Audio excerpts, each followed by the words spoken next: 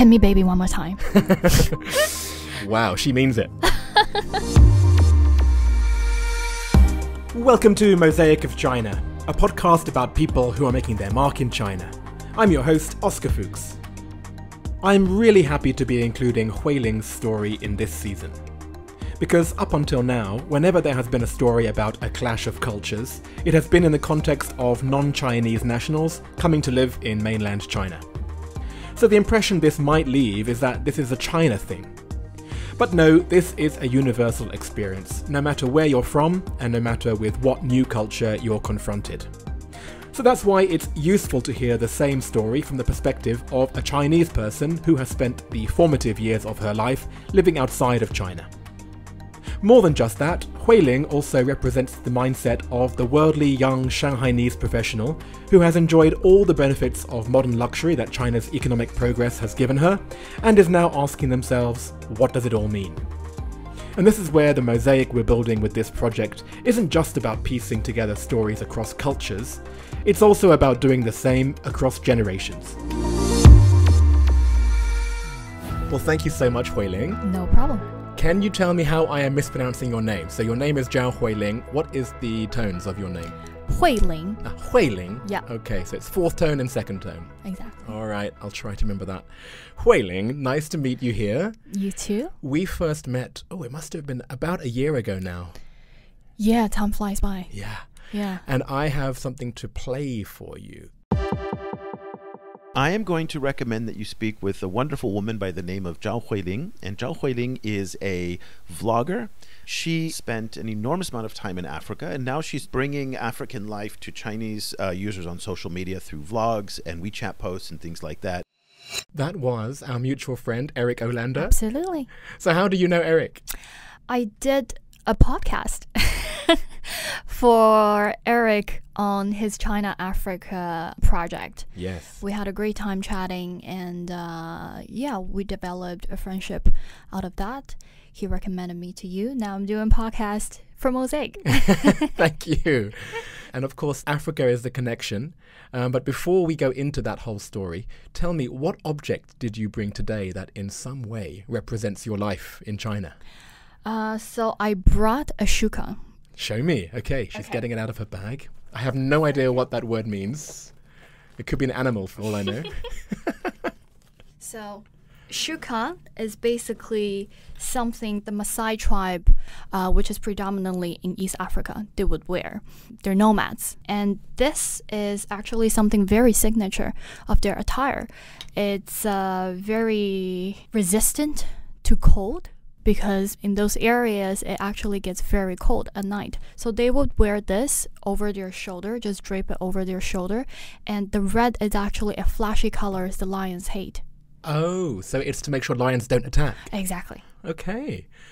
I suppose there aren't that many lions in Shanghai these days. No, so I definitely don't use it to fend myself off lions. During the winter, during the fall, I wear it as a gigantic scarf. That keeps me from the cold.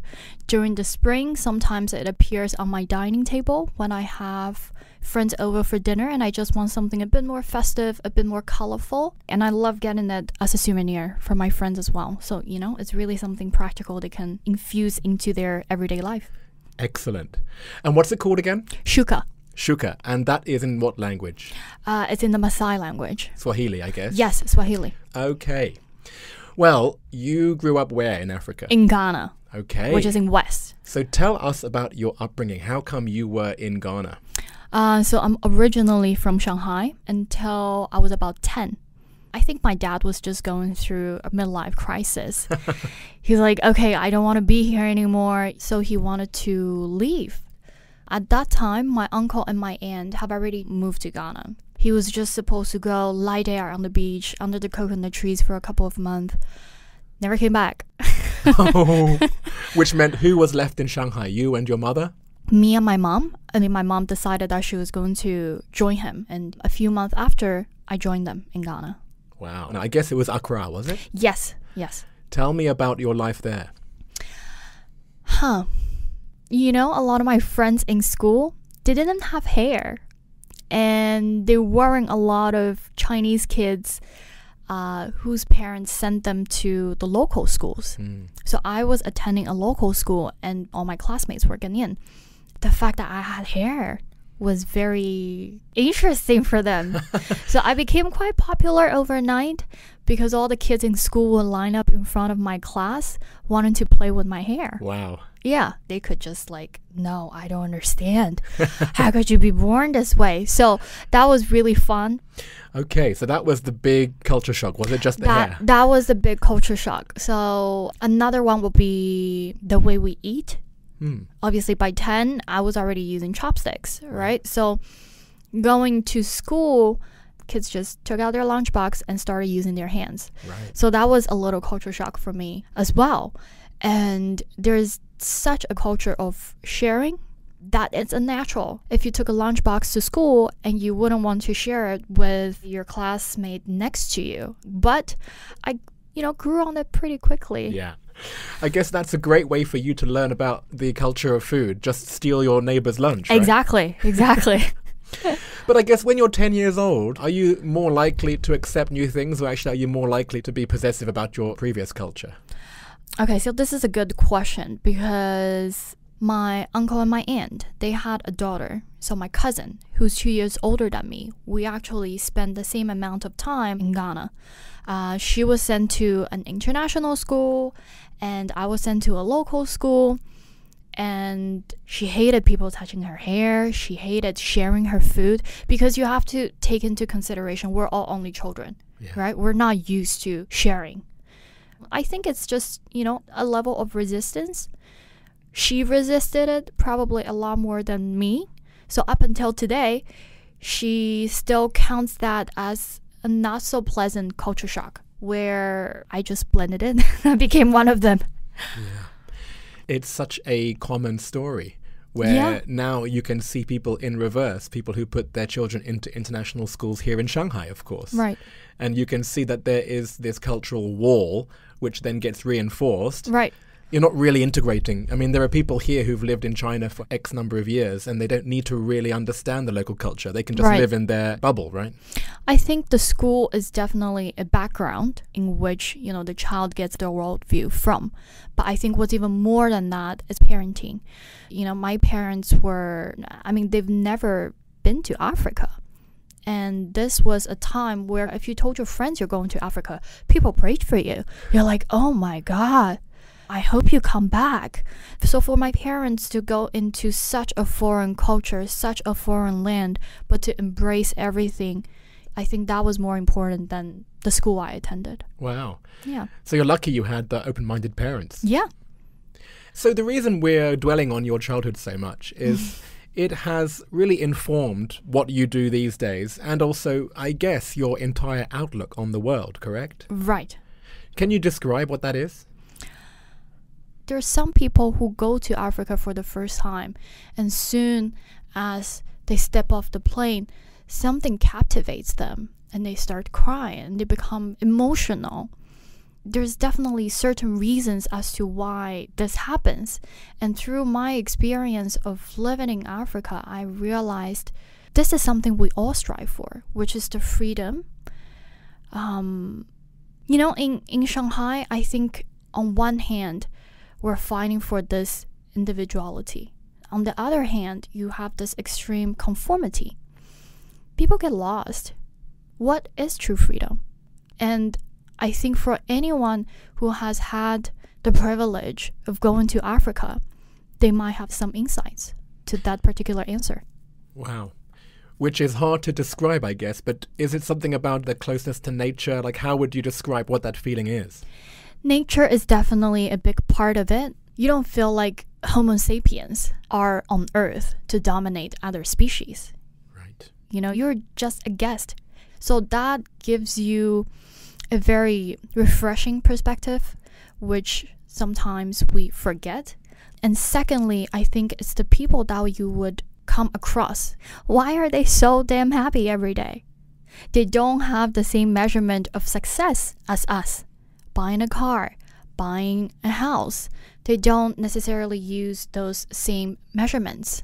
It's being able to spend time with your family, being in nature, I woke up hungry. There was this coconut tree. I climbed it. I got a coconut. I'm no longer hungry. No worries. No worries. Yeah. No worries. And I think it's a dangerous image because sometimes we can also romanticize that image as well, Yes. right? So where is the balance? We are chasing for this GDP.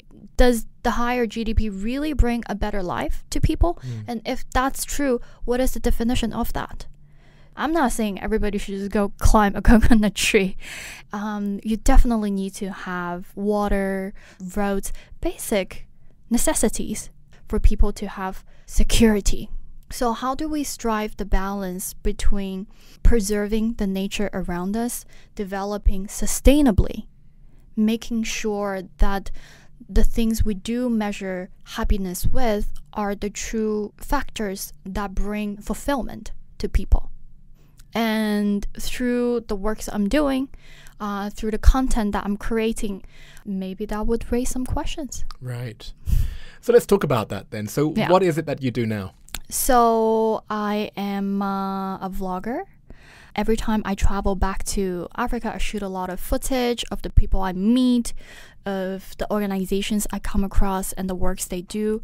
So I create all of these into vlogs, which I publish on my social media.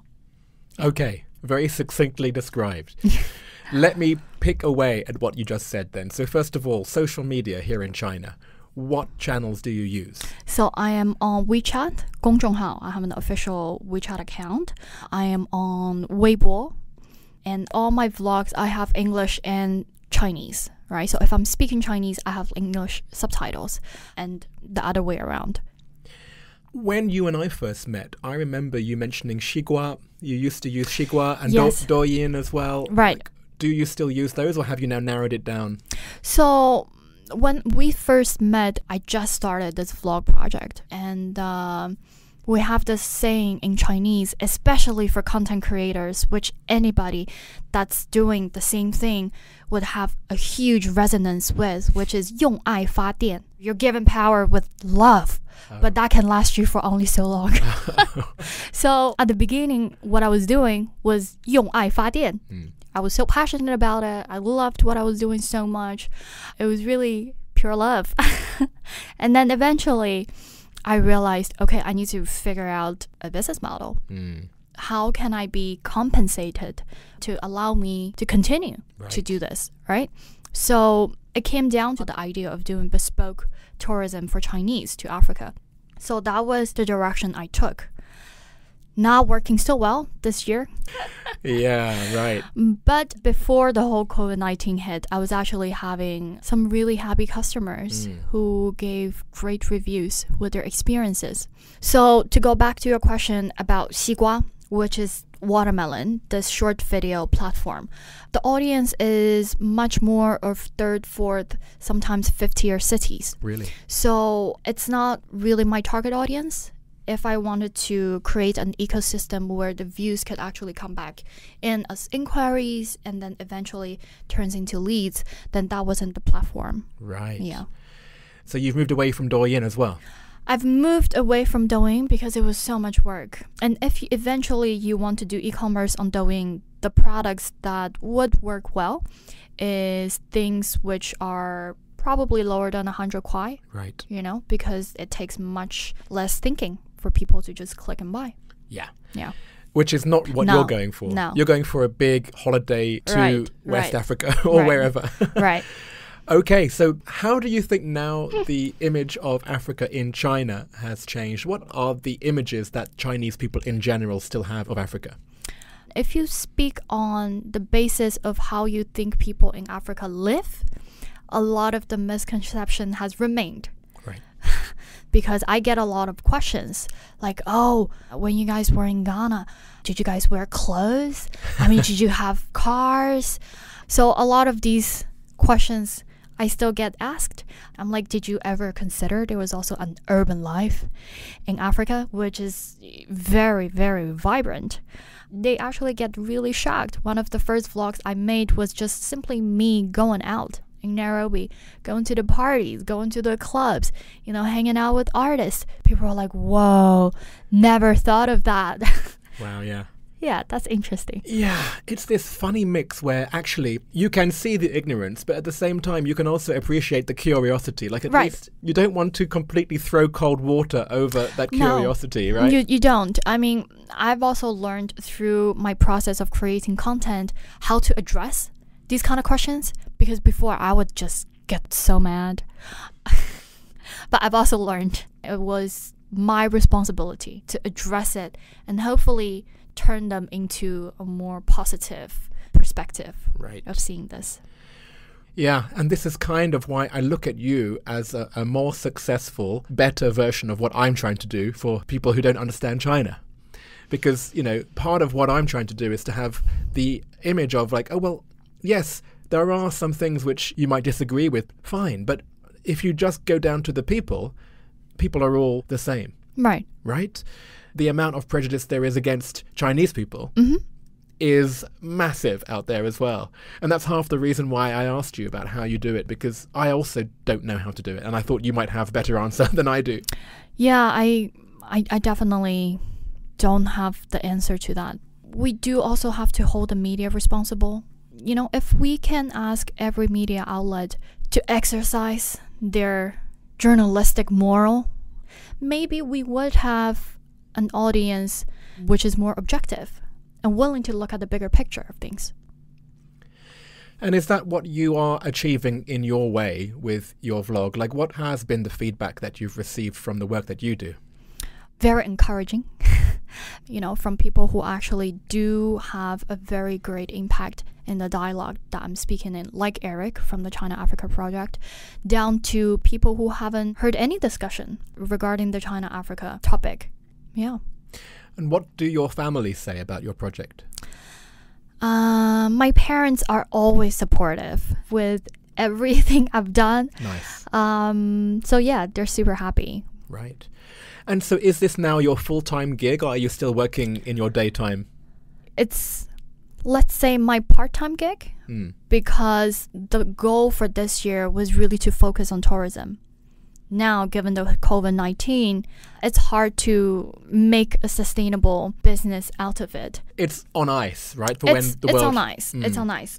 But I'm trying to find different mechanisms to tell the same story. So, for example, the clothes that I'm wearing, I just started a fashion brand using African fabric. There's a huge amount of great African fashion brands. And they seem a bit intimidating for the Chinese audience because they're very loud, they're bold. So it's taking elements of those expressions but infusing them in a more practical and everyday wear format. Great. So that's the essence behind the fashion project. It's selling quite well. This was something that came out of COVID-19. And you designed it? I designed it. And how did you get it manufactured? You sourced the factories here? Yes, I found a factory in Pudong, actually. Wow. Yeah. Amazing. To have something which is unique and which has your eye on the Shanghai take on African fashion. I can see the story straight away. Right. Tell me what the brand of your vlog is, and then does your fashion brand already have a name? Yes, so the name of the vlog is 慧玲带你飞. It's actually a play on word because 飞 in Chinese stands for flying as a verb, but it's also 非洲的非. So it's a play on word that basically says Huiling takes you to Africa. Nice. So that's the name for the vlog project. The clothing is called Ankara. So Ankara is a technical name for African wax fabric. It's an ancient technique of printing patterns. And then you wash the wax out and the color remains on the fabric. Yes. That's similar to batik in Indonesia. Exactly. Right. Actually, it derives from batik. Really? Yes. How funny. Yeah. And so the object that you brought in, I'm still looking at you. You've been holding it the whole time. It looks very comfy, by the way. It's very. So is this going to be part of something which you put into your brand, or is it just a personal effect? It's a personal effect, but I think the pattern can definitely be an inspiration of a future collection. Yeah, why not? Tell me, how has your work affected the way that you live your life? If I have to be honest, I think the work has actually made me more pessimistic because I set out with a particular purpose of, doing good. But the more involved you get into it, you realize the limitations of what you as an individual can do. You realize how much more inequality, ignorance is out there. And you wonder if that's the trajectory of us as a species. It's something I've been thinking about. I hear you. I think if you didn't feel that way, you probably have your head in the sand this year. I think everyone who is surviving is doing so on the barest thread of sanity right now, the barest thread of positivity. And I think we are all getting on with it. We're putting on a brave face. But I think most of us are inside thinking, wow, where is the world going? Right. All I would say to you is just to think of this year as a blip. And hopefully we will all come out of it a bit more positive when things are a little less fraught and there's less of an excuse to throw blame across borders. But I share the same view. But I'm 20 years older than you.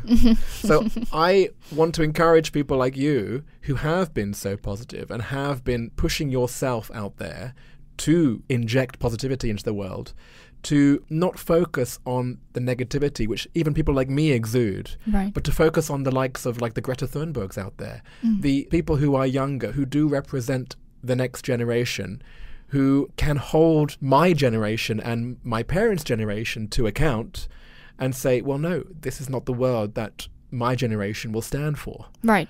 People who are Generation X, which is we're stuck in between the boomers. Right. And you millennial type. We look more towards you. We're like, we are stuck. We need you.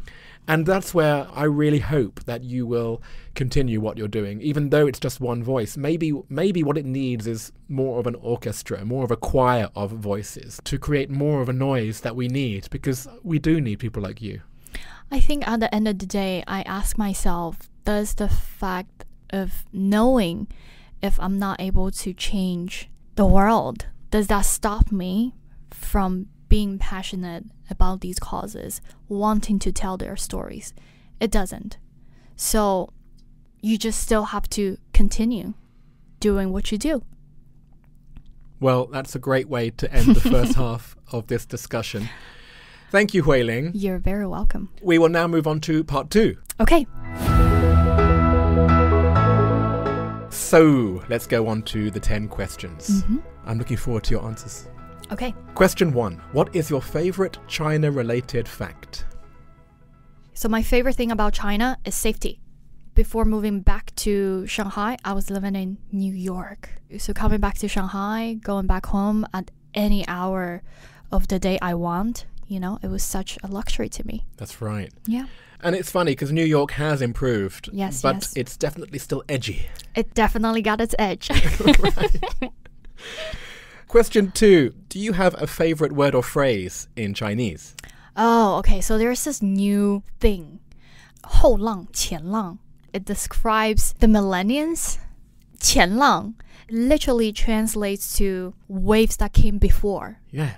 And then 后浪, it translates to waves that came after.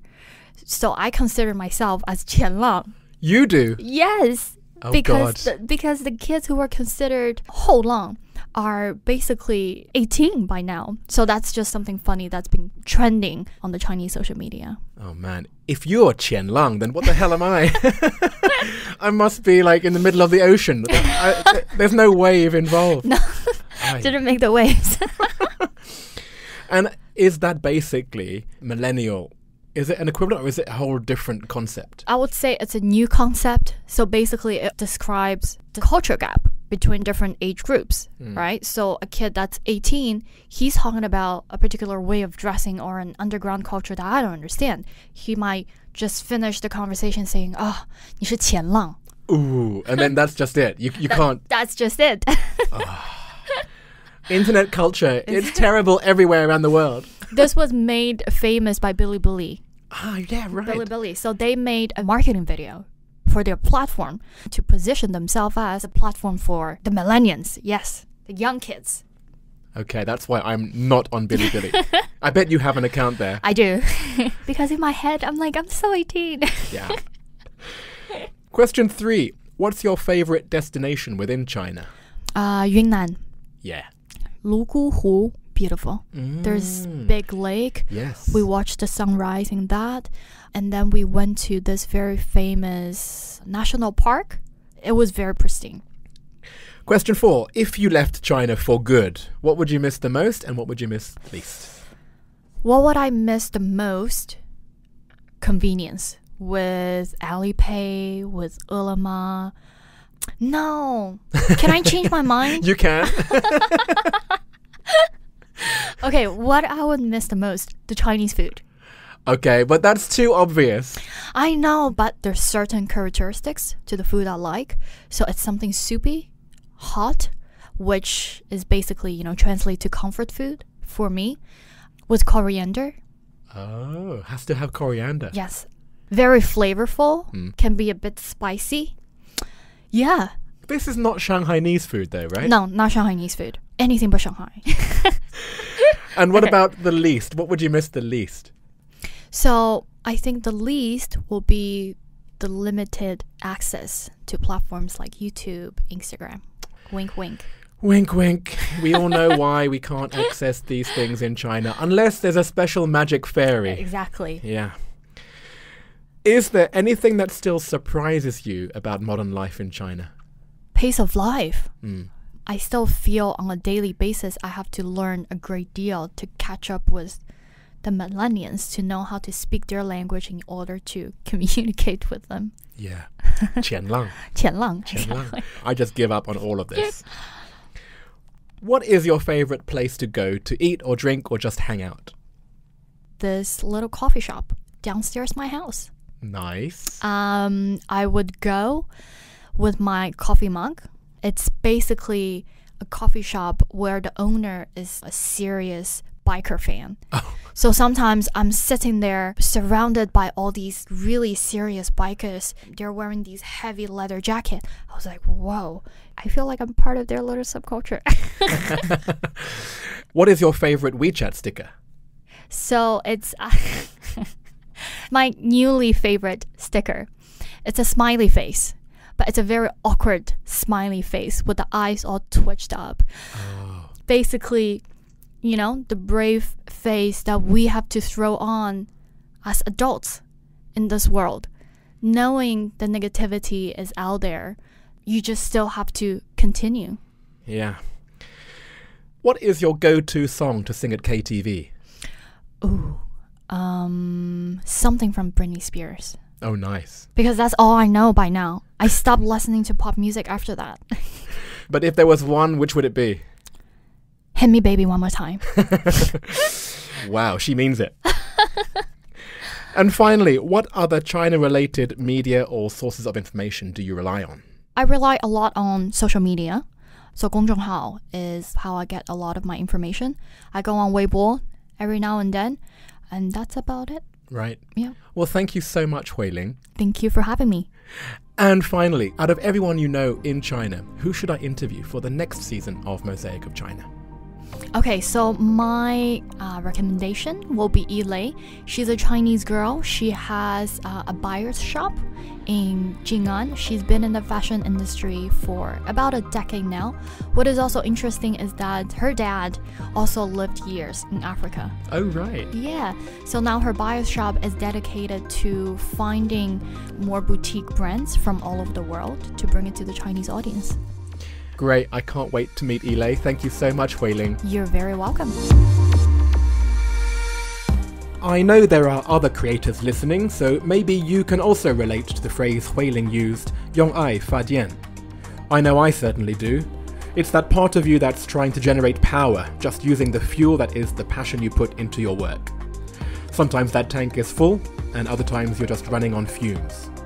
Luckily for us, Huiling still does have plenty of fuel in her tank, But she has not been able to travel to Africa since the start of the pandemic, so it should come as no surprise to hear that there haven't been any new blogs these days. And in fact, she's now working as the China brand manager for an international cosmetic brand. But she continues to look for any opportunities to work on China-Africa projects in preparation for the day she can next travel there again. So definitely reach out to her if you have any ideas. The most recent thing she did was a crossover collaboration between a Chinese fashion brand and an elephant orphanage in Zimbabwe. I've posted some photos of the sweaters they made, and I've also posted some of her fashion brand, Ankara, where you can see how she's using African prints and colours in a way that's more accessible for the Chinese consumer. I've also posted a few screenshots from some of Huiling's favourite vlog moments, so you can find those on the website or on the social media accounts for Mosaic of China, where I've also included links to her channels on YouTube and Weibo. You can also just do a search for HuilinginAfrica on WeChat. And apart from that, you can also see photos of her object, the shuka, not just as a scarf but also as a tablecloth and a picnic blanket, as well as photos of the biker cafe that's her favourite place to hang out. There's a longer version of this episode available for premium subscribers to the show. If you're sick of hearing me say this every week, then subscribe. You'll be able to hear on average 10 to 15 minutes of extra content for every single episode of the season. Subscribe with one click by searching for Mosaic of China Premium on Apple Podcasts, or find us on Patreon internationally and iFadian in China. Here are some clips from today's show. We went to the counter because we were told that there was a flight. They said, no, you cannot get on. So I had to unleash the Kraken. You don't know what you don't know. If you have never been freed, you wouldn't know you're conforming. Oh my God, what are you guys cooking? Is that soil? There was a particular employee of my dad that stayed with him for over 20 years. I would get so excited and we'll buy fried yam. I can see your eyes light up just talking about that. The biggest overlap between Huiling and previous guests is with Nongolo Bengu, the South African actress, writer and entrepreneur from Season 2, Episode 14. Both she and Huiling share the same philosophy of using casual association to improve the understanding between cultures. And I can't wait for the two of them to hopefully meet each other at the end of season party that I'm just starting to organise. So please listen out for more details about that if you'll be in Shanghai on September the 8th. Apart from that, the way Huiling questioned how we measure happiness totally reminded me of the episode with Laurie Lee, the GM of the private members club Yongfu Elite from Season 1, Episode 10, where she described how the concept of luxury in China has evolved from material wealth into more spiritual wealth in this new generation of young Chinese leaders. Of course, the mixed feelings that Huiling has as a content creator is reminiscent of my conversation with Michael Z, the Symmetry Breakfast Instagram influencer from Season 1, Episode 7. And if you want to hear more about the fashion angle and the way a particular Chinese VIP customer dresses, then you need to drop everything now and listen to the fashion designer Octo Chung from Season 1, Episode 30. Mosaic of China is me, Oscar Fuchs, with artwork by Denny Newell. I had to make 3 different versions of the ending to today's show. If you're listening to the premium version, you're now going to be treated to an amazing 15-minute catch-up with the person who nominated Huiling for the show, Eric Olander from Season 1, Episode 3. If you're listening to the regular version internationally, you're going to hear 7 minutes of this, which is fine. And if you're listening to the regular version in China, you won't be hearing any of it. Eric's original episode is one that I can't get put back online in China, no matter how many different ways I try to edit it. So if you want to hear it, you know where to go.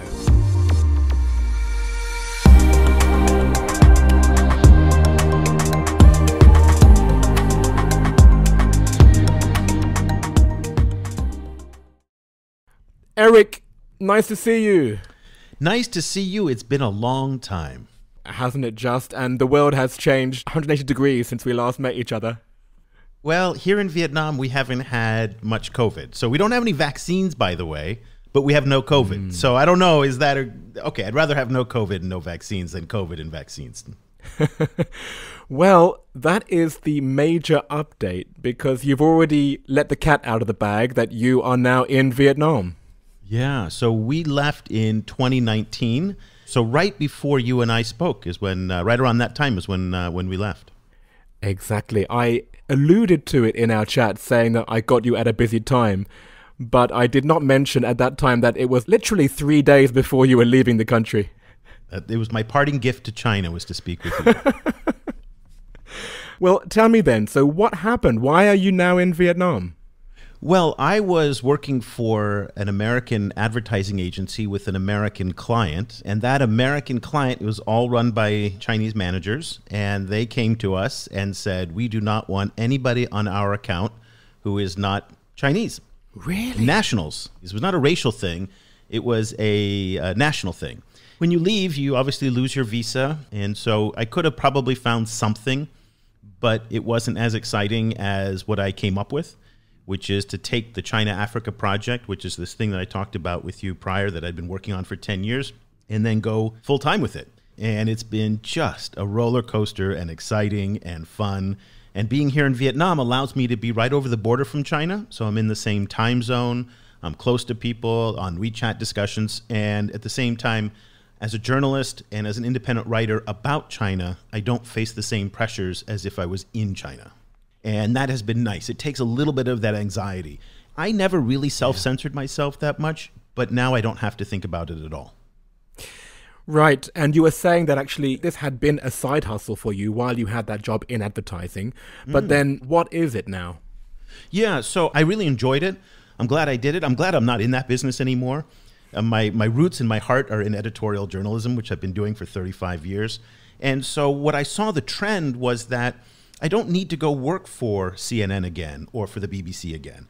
If I want to tell the stories that I want, there are platforms out there that I can just do it myself. And I'd already built an audience of 1 to 1.5 million followers on social media. And so I said, okay, let's find a way to monetize a tiny, tiny percentage of that audience, 0.5%, 1/4%. And if I'm able to do that, I would have a perfectly fine living.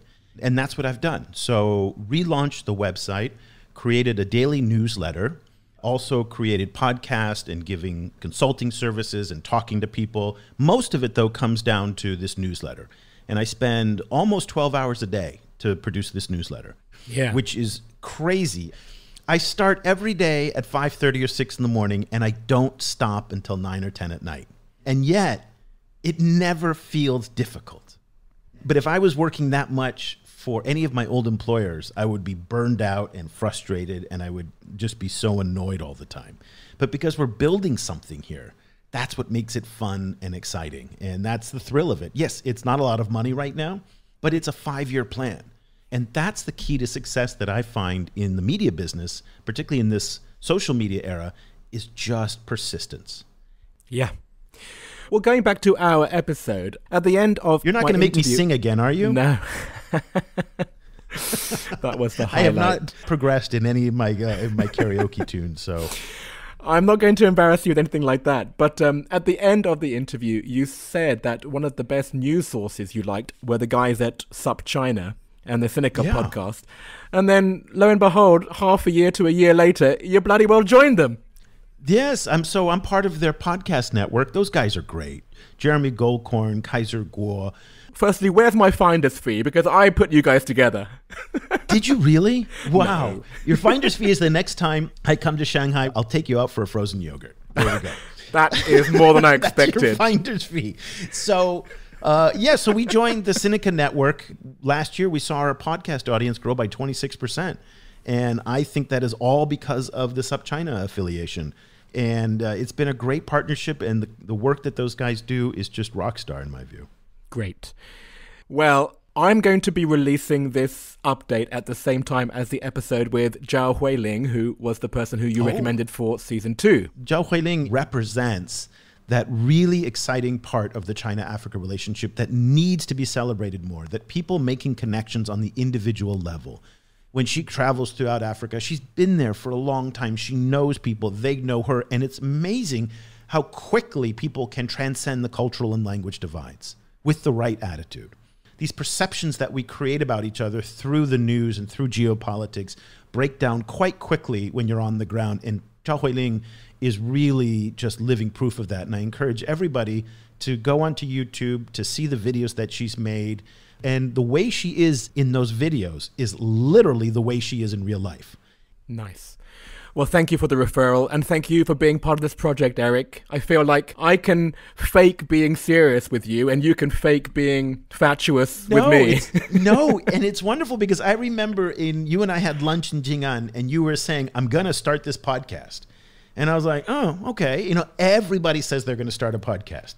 And then what they do is they start the podcast, and 3, 4, 5 episodes into it, all of a sudden they get busy. It just kind of falls off. That is 99% of the people who start either blogs, social media, or podcasts. And I'm just so proud of what you've done with this show.